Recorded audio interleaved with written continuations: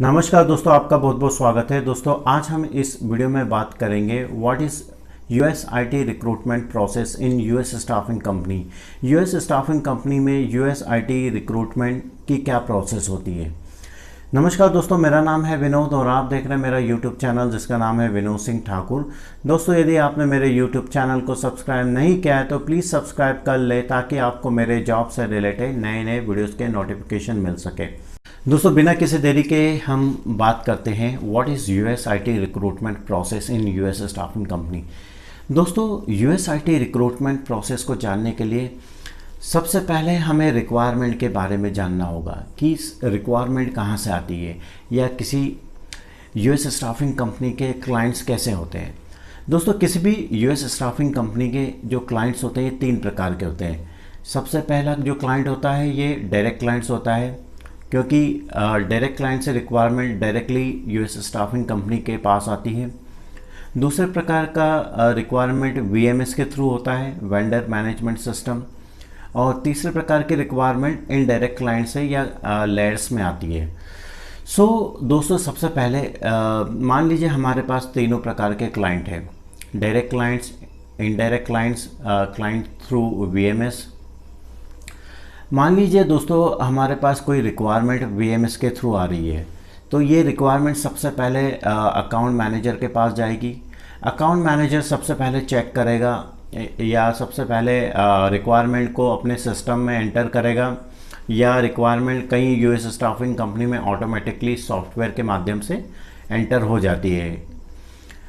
तो सबसे पहले अकाउंट मैनेजर चेक करेगा कि रिक्वायरमेंट वर्केबल है या नहीं है। दोस्तों आफ्टर चेकिंग द रिक्वायरमेंट एक अकाउंट मैनेजर सबसे पहले तो ये जो रिक्वायरमेंट है ये किसी सूटेबल रिक्रूटर को असाइन करेगा, तथा असाइन करते समय वो नोट भी लिखेगा कि इस रिक्वायरमेंट में या इस जॉब में कौन कौन सी स्किल्स क्लाइंट को चाहिए, या हमें कैसा कैंडिडेट सर्च करना है, या कैंडिडेट के पास कौन कौन सी स्किल्स होना चाहिए।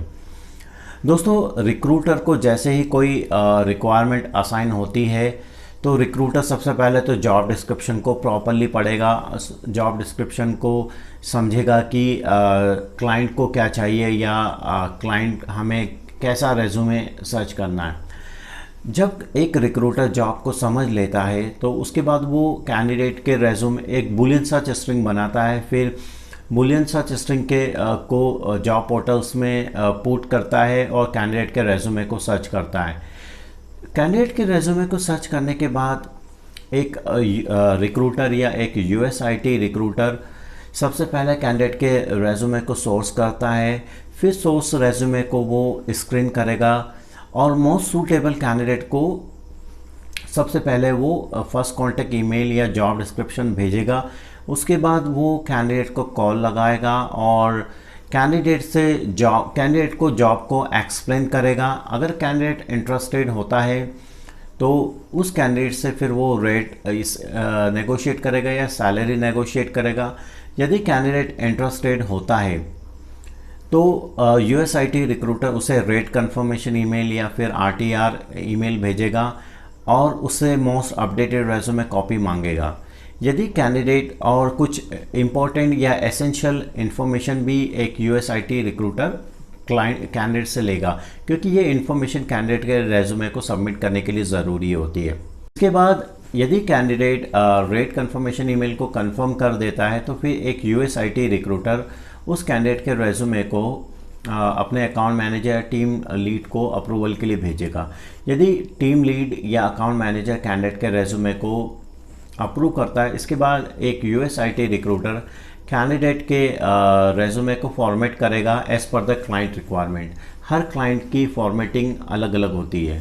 ओके, एक यूएस आईटी रिक्रूटर सबसे पहले कैंडिडेट के रेज्यूमे को फॉर्मेट करेगा और फिर उस रेज्यूमे को तथा अन्य एसेंशियल इन्फॉर्मेशन जैसे कि रेट कंफर्मेशन ईमेल और जो भी इंफॉर्मेशन यूएस आईटी रिक्रूटर ने कैंडिडेट से ली है वो सारी इंफॉर्मेशन सबमिशन ईमेल में पुट करके अकाउंट मैनेजर या टीम लीड को भेज देगा। फिर अकाउंट मैनेजर या टीम लीड चेक करेगा कि all the information is correct और नॉट। फिर या तो यूएस आईटी रिक्रूटर उस कैंडिडेट के रेज्यूमे को सबमिट करेगा या फिर अकाउंट मैनेजर उस कैंडिडेट के रेज्यूमे को VMS या डायरेक्टली क्लाइंट को भेजेगा या सबमिट करेगा।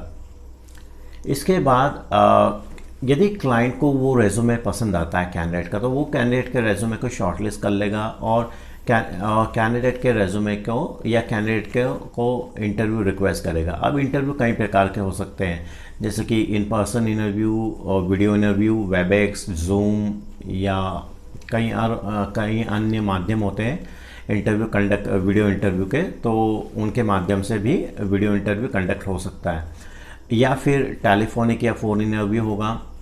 ठीक है, सो फिर हमको या फिर एक USIT रिक्रूटर को जैसे ही इंटरव्यू रिक्वेस्ट आती है दोस्तों, USIT रिक्रूटर कैंडिडेट को कॉल लगाएगा, कैंडिडेट को इंटरव्यू के बारे में बताएगा और कैंडिडेट को इंटरव्यू कंफर्मेशन ईमेल भेजेगा और कैंडिडेट उस ईमेल पे रिस्पॉन्ड करेगा। और तथा USIT रिक्रूटर कैंडिडेट को प्रेप कॉल रिक्वेस्ट भेजेगा और कैंडिडेट को प्रेप कॉल भी कंफर्म करना होगा। प्रेप कॉल एक ऐसा कॉल होता है जिसमें अकाउंट मैनेजर या टीम लीड कैंडिडेट को कॉल करके कैंडिडेट को इंटरव्यू के लिए प्रिपरेशन करवाते हैं। दोस्तों इसके बाद कैंडिडेट इंटरव्यू देता है। अगर कैंडिडेट दोस्तों आफ्टर द इंटरव्यू यदि हायरिंग मैनेजर कैंडिडेट के प्रोफाइल को पसंद करता है या हायरिंग मैनेजर को लगता है this is the most suitable candidate for our organisation और our job, so hiring manager उस कैंडिडेट को जॉब ऑफर कर देता है। इसके बाद एक USIT रिक्रूटर को फिर कैंडिडेट को कॉल लगाना होता है, उसको ऑफ़र के बारे में बताना होता है। फिर एक USIT रिक्रूटर या अकाउंट मैनेजर उस कैंडिडेट को ऑफ़र लेटर सेंड करेगा और फिर एक USIT recruiter on boarding process या डॉक्यूमेंटेशन में मदद करेगा। तो दोस्तों ये इसके बाद का जो पार्ट है ये पेरोल डिपार्टमेंट का पार्ट है, जिसमें कि कैंडिडेट के पेरोल को प्रोसेस किया जाता है।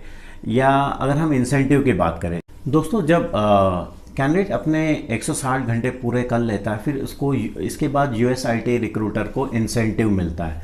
दोस्तों इंसेंटिव दो प्रकार से मिलता है, एक तो वन शॉट इंसेंटिव और सेकेंड प्रकार का इंसेंटिव होता है रिकरिंग इंसेंटिव। दोस्तों वन शॉट इंसेंटिव वो इंसेंटिव होता है जब कैंडिडेट अपने 160 घंटे पूरे कर लेता है, इसके बाद USIT रिक्रूटर या रिक्रूटर को एक ही बार में इंसेंटिव दिया जाता है, लमसम इंसेंटिव। या अगर हम दूसरे प्रकार के इंसेंटिव की बात करें रिकरिंग इंसेंटिव, जब कैंडिडेट अपने 160 घंटे पूरे कर लेता है इसके बाद से USIT रिक्रूटर को मंथली बेस पे या क्वार्टरली बेस पे रिकरिंग इंसेंटिव मिलने लगता है। और ये इंसेंटिव तब तक मिलता है जब तक वो कैंडिडेट अपने जॉब को करता है या US स्टाफिंग कंपनी के पेरोल पे होता है। आशा करता हूं दोस्तों आपको ये वीडियो पसंद आया होगा। यदि आपको ये वीडियो पसंद आया तो please subscribe my channel, like and comment. दोस्तों अभी के लिए बस इतना ही एंड थैंक्स फॉर वॉचिंग।